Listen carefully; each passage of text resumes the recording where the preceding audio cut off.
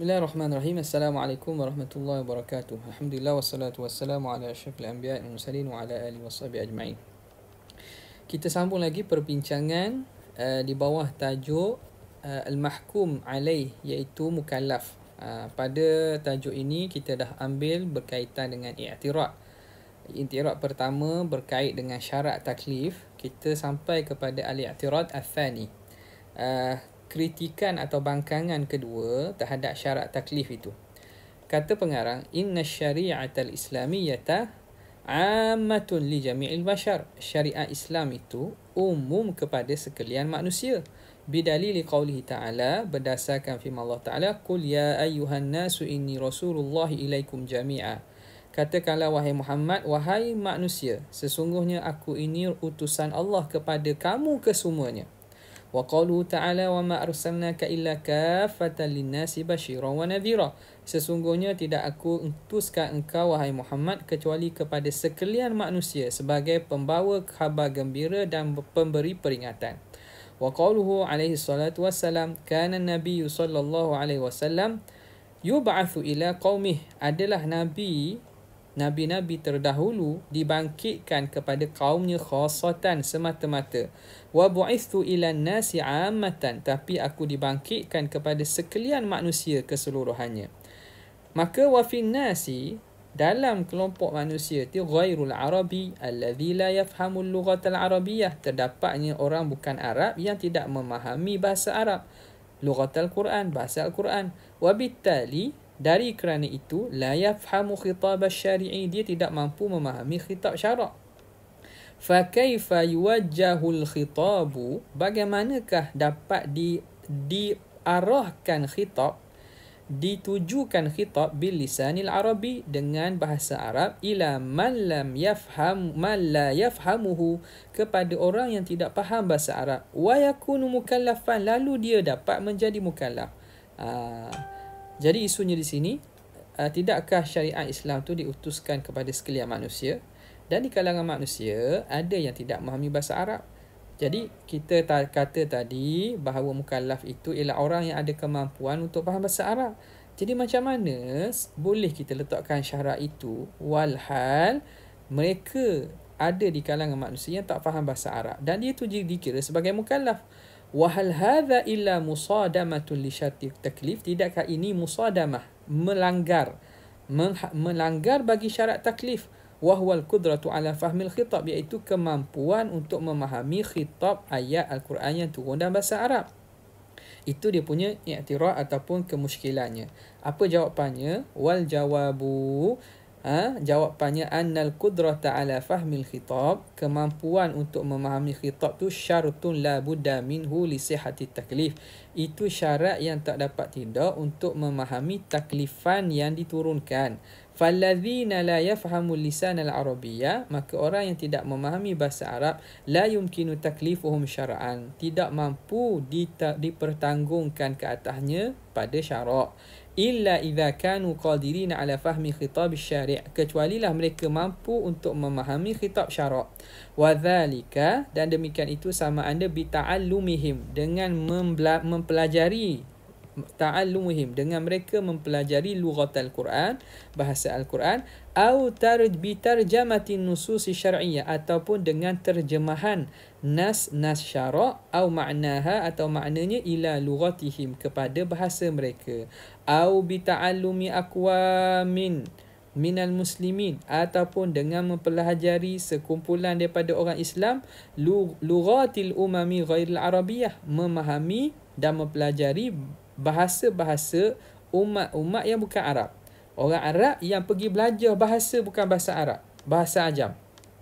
Wa qiyamihim binashri ta'lim, lalu mereka inilah yang menyebarkan pengajaran Islam, wa ahkamihi, dan hukum-hukum Islam, bainahum, di antara mereka, bilughatihim, dengan bahasa kaum tersebut. Wa tariqul akhir, dan jalan yang terakhir ini, huwa tariqul amthal, itulah jalan yang paling sesuai, paling kita kata paling biasa ataupun paling sesuai lah, paling layak. Apa dia? Dengan cara orang Arab yang memahami bahasa Arab, para ulama ini mereka mempelajari bahasa kaum-kaum lain, lalu mereka menyebarkan kepada kaum tersebut ajaran Islam melalui bahasa mereka. Jadi apa isu yang ataupun kritikan yang diberikan tadi tertolak dengan sendirilah. Maksud apa? Bukan maksud mesti seseorang itu belajar faham dengan sendiri.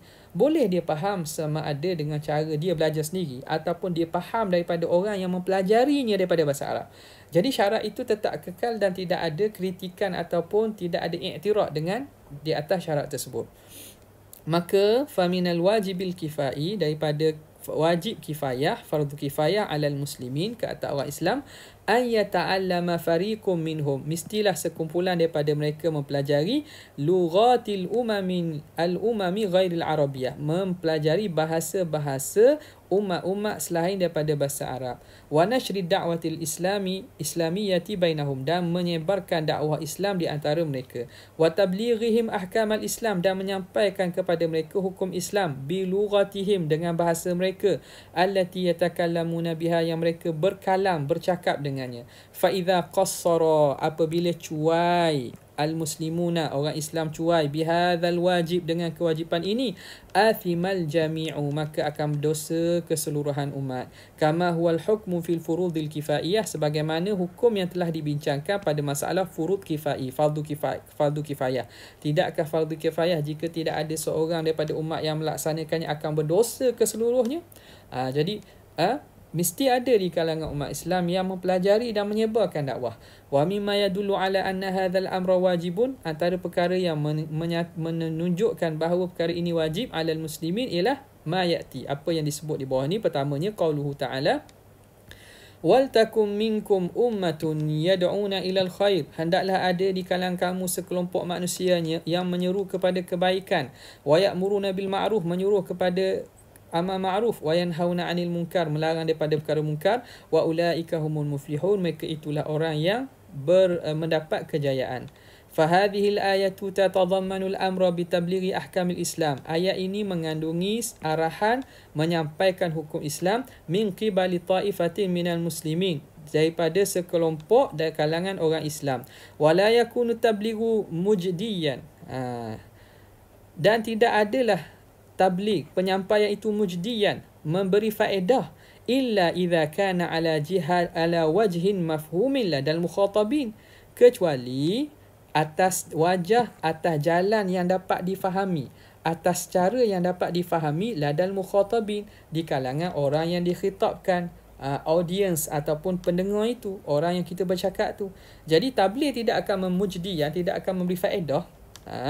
Mujdiyan maksud la yanfa', ghairu nafi'in, tidak memberi faedah, kecuali dengan cara yang dapat memberi faham kepada pendengar. Bi ayyakuna bi lughatihim, dengan bahawa berlaku dengan bahasa mereka, allati ya'rifunaha, yang mereka mengetahuinya. Yang kedua, thabata anna Rasul alaihi salatu wassalam, telah sabit bahawa Nabi SAW kataba kutuban ila Kisra, Nabi telah mengutuskan surat ila Kisra, kepada Kisra. Kisra ni mana? Raja Parsi. Furs. Malikul Furs. Raja Parsi dipanggil apa? Dipanggil Kisra. Maliku al-Furs, Parsi. Qaisar Malikul Rum, Raja Rom. Wan Najashi, Najashi ialah Raja Habsyah. Wal Muqawqis, Muqawqis ni juga apa ni? Gelaran bagi Raja Mesir. Muqawqis wa ghairihim, dan selain daripada mereka.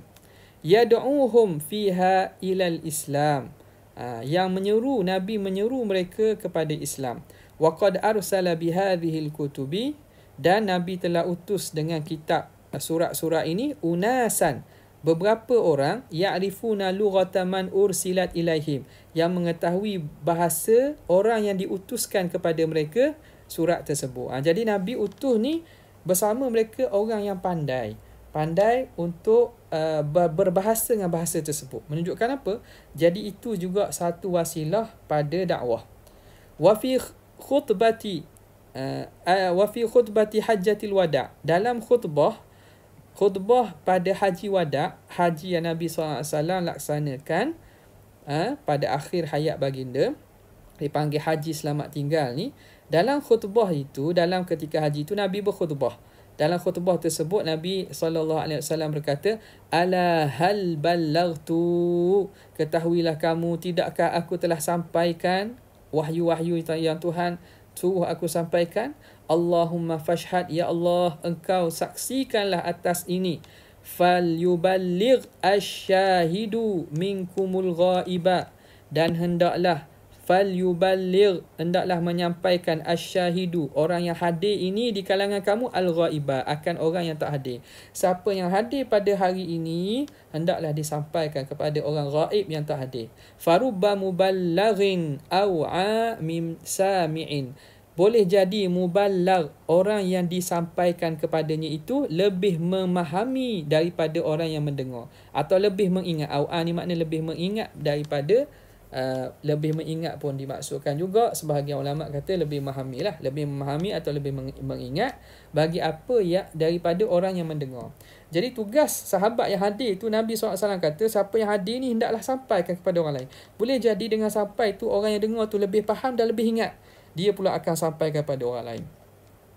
Wasyahidu, asyahid yang Nabi kata fal yuballigh asyahidu. Syahid yang dimaksudkan di sini yashmalu, merangkumi, kulla man ihtada ilal Islam, setiap orang yang mendapat hidayah kepada Islam, wa arafa mabadi'ahu, dan mengetahui prinsip-prinsipnya, prinsip Islam, wa ahkamahu, dan hukumnya. Wal ghaib, dan ghaib pula yashmalu, merangkumi, kulla man lam ya'rifil lughatal arabiyyah, setiap orang yang tidak reti faham bahasa Arab, wa kulla man arafaha, ataupun orang yang mengetahui bahasa Arab, walam tablughu da'watul Islam, tapi belum tidak sampai kepadanya dakwah Islam, juga disuruh sampaikan Islam itu.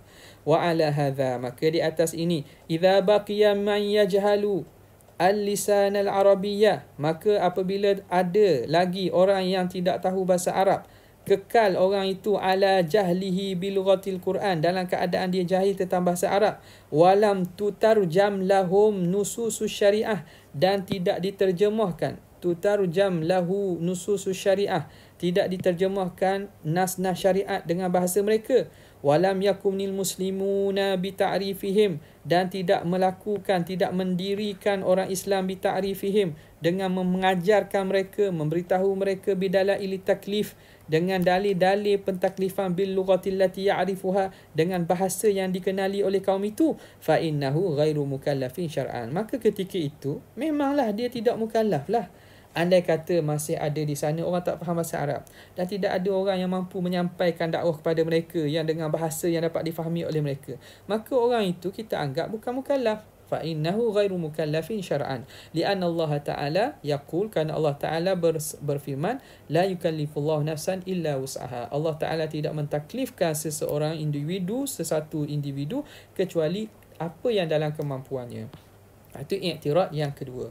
Al-i'tiradu tsalits, i'tirad yang ketiga, fil Qur'anil Karim ma la yumkinu fahmuhu, terdapat dalam Al-Quran ini ayat-ayat yang kita tak mampu faham. Fahuwal huruful muqatta'atu fi awaili ba'di suwar, itu huruf muqatta'ah. Huruf muqatta'ah ni ialah huruf yang dibaca satu-satu. Alif, lam, mim, nun, ya, sin, yang dibaca satu-satu tu. Jangan baca alam ataupun yas, baca satu-satu. Tu muqatta'ah dibaca satu-satu. Ya, sin, alif, lam, mim.